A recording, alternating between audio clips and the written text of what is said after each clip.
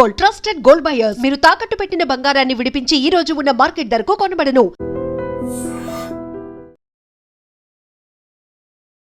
Hello views, welcome to iDream media.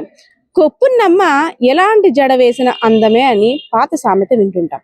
కానీ ఇప్పుడు recent గా విశాఖపట్నంలో గాజువాక ఒక నగల దుకాణం వ్యాపారి దగ్గర జరిగిన దొంగతనం చూస్తే కొప్పున్నమ్మలను చూస్తుంటేనే హడలెత్తిపోతున్నారు. ఎవరికైనా అందమైన జడ ఉంటే ఆ జడ గురించి అబ్బా ఎంత పొడవు ఉంది, ఎంత అందంగా ఉంది, ఆ జడ పొడవుగా వేసుకొని పువ్వులు ముడుచుకుంటే అబ్బా అందమే వేరు కదా. ఆ జడ గురించి ఓ వాలు జడ అంటూ పాటలు, సత్యభామ జడ అంటూ కూడా పాటలు, అనేక రకాల కవితలు కూడా విన్నాం. ఎందుకంటే మహిళలకున్న కొప్పు గురించి అంత ప్రాముఖ్యత ఉంది కాబట్టి, అందాన్ని వర్ణించడంలో కొప్పుకి ప్రధాన పాత్ర ఇస్తారు కాబట్టి. సో అలాంటిది చక్కగా ముగ్గురు మహిళలు నగలు కొనడానికి వచ్చామంటూ ఆ షాప్ ఓనర్ని బురుడి కొట్టించారు. ఇదంతా కూడా విశాఖపట్నం జిల్లా గాజువాక బీసీ రోడ్ పరిసర ప్రాంతంలో జరిగినటువంటి భారీ దొంగతనం అని చెప్పుకోవచ్చు.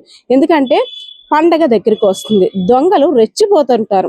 వారి వారి వ్యవహార శైలిలో పకడ్బందీగా ప్లాన్స్ వేసుకుంటూ ఒక ఇంటికి కన్నం వెయ్యాలని ప్లాన్ చేసుకున్నారు. ఆ ఇల్లును గుల్ల చేయాల్సిందే.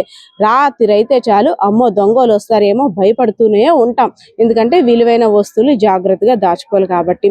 రాత్రులు ఆ మగ దొంగలు రెచ్చిపోతుంటే పగలు ఈ మహిళా దొంగలు మేమేమి తీసుకోం, మేము కూడా మీకంట 2 అడుగులు ముందున్నామంటూ మాట కలిపి మంచిగా చుట్టాల్లా వచ్చి వారు చేయాల్సిన కార్యక్రమం అంతా చేసుకొని పోతున్నారు.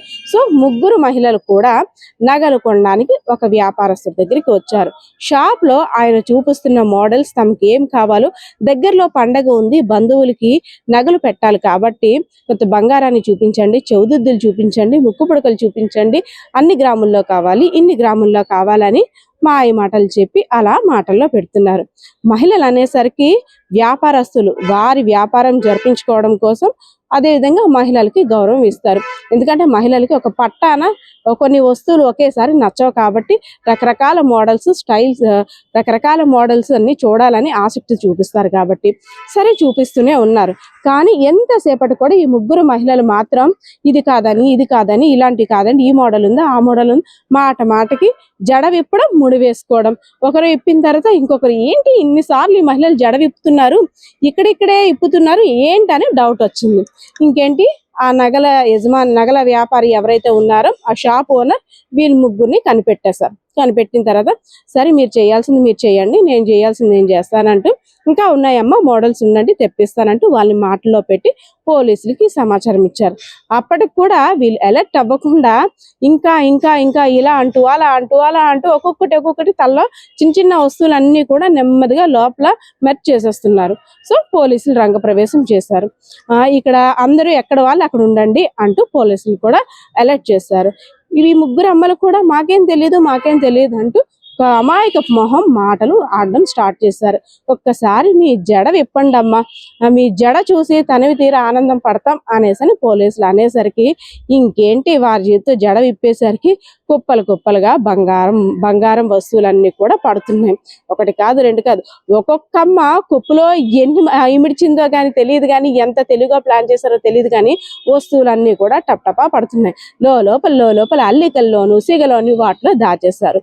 సో ఇంకేముంది, సీసీ కెమెరాలు ఉన్నా సరే, షాప్ ఓనర్స్ చూస్తున్నా సరే, వారు ఏం చెయ్యాలో, ఎలాంటి దొంగతనం చెయ్యాలో, ఏ విధంగా చెయ్యాలో ప్లాన్ చేసుకున్నారు కాబట్టి కంపల్సరిగా చేసేసి మా పని కానిచ్చుకోవాల్సింది అనుకున్నారు. తప్పితే టెక్నాలజీ ఉంది కదా, సీసీ కెమెరా కనిపెట్టిందంటే ఎలాంటి వారైనా తప్పించుకుంటారు. అందులో పోలీసులు కూడా రంగప్రవేశం చేసిన తర్వాత వారు తప్పించుకోవడం వారి తరం అవుతుందా? సో ముగ్గురు దొంగల్ని కూడా షాప్ యజమాని పోలీసులకి అప్పచెప్పాడు. పోలీసులు కూడా వాళ్ళని తీసుకొని పోలీస్ స్టేషన్ కి తీసుకువెళ్లారు. అమ్మా ఏంటమ్మా, మహిళలు అనేసరికి ఎంతో గౌరవం ఇస్తారు, ఇలాంటి పని చేయడం ఎంతవరకు కరెక్ట్ అని ఆ పోలీసులు కూడా మహిళా దొంగలకి మంచి బుద్ధులు నేర్పించడానికి ప్రయత్నించారు. సో వ్యూవర్స్ చూసిన తర్వాత ఏం అర్థమవుతుంది, ఈసారి షాపింగ్ మాల్స్ కి చక్కగా జడ వేసుకొని ముడి వేసుకొని వెళ్ళాలన్నా అక్కడ ఎవరు అనుమానంగా చూస్తారో, ఈ జడ వల్ల కూడా ఇన్ని చిక్కులు వస్తున్నాయి అని పరిస్థితి అయితే వస్తుందని అందరూ కూడా అనుకుంటున్న పరిస్థితి. కెమెరా పర్సన్ బాలకిషోర్తో పద్మ, ఐడ్రీమ్ మీడియా, విశాఖపట్నం. నిజంగా ప్రస్తుతం ఉన్నటువంటి సమాజం దేనికి ప్రయారిటీ ఇస్తుంది? ఆర్థిక సంబంధాల చుట్టూ మాత్రమే తిరుగుతోంది. మళ్ళీ ఎన్నికలంగానే చాలా విరక్తి కలుగుతాను. మంచి అనిపిస్తుంది కదా, లేడీస్ కూడా ఛాలెంజింగ్ జాబ్స్ చేసినప్పుడు చాలా బాగుంటది. ట్రాఫిక్ అసిస్టెంట్స్ గా నియమించిన ట్రాన్స్జెండర్స్ అందరితో సాల్యూట్ చేయించుకుంటున్నారు. ఫుడ్ డెలివరీ ఇవ్వటానికి వెళ్ళినటువంటి డెలివరీ బాయ్ అనిల్ పై కళ్ళ ముందు పెళ్ళండి